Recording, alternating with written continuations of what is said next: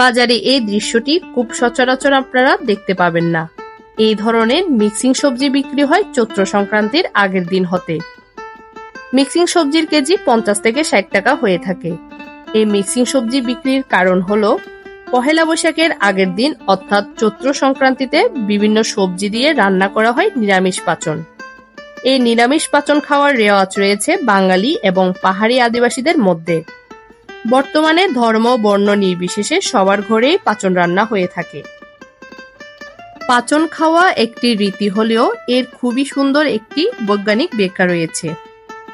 চৈত্র মাসের গরমে এই পাচন শরীর সুস্থ রাখতে, রোগ দূর করতেও কিন্তু সাহায্য করে। হরেক পদের সবজি, শাক, বীজ, ডাল দিয়ে রান্না করা হয় সুস্বাদু এই পাচন।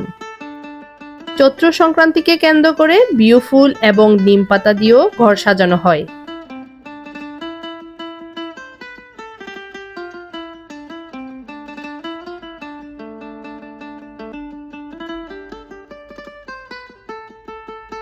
মুড়ির সাথে বুট, বাদাম, শিম বিচি, কুমড়ো বিচি, ধনিয়া সহ 8 রকমের শস্য দানা মিশ্রণ দিয়ে আটকড়াই তৈরি করা হয়। সাথে থাকে খই এবং নাড়ু। পেঁয়াঝাড় ও নিম পাতার ডাল পুড়িয়ে জাগ দেওয়ারও একটি রেওয়াজ রয়েছে। এভাবে চৈত্র সংক্রান্তি পালন করাই হলো বাঙালি সংস্কৃতি। পুরনো বছরকে বিদায় জানিয়ে নতুন বছরকেই এভাবে বরণ করা হয়। সবাইকে চৈত্র সংক্রান্তির শুভেচ্ছা এবং আগামীকালকে পহেলা নববর্ষেরও শুভেচ্ছা জানাচ্ছি।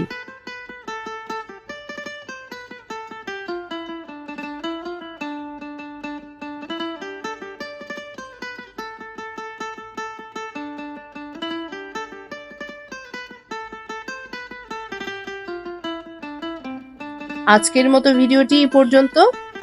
নতুন কোনো ভিডিও নিয়ে আবারও হাজির হব। ততদিন পর্যন্ত ভালো থাকবেন। ধন্যবাদ সবাইকে।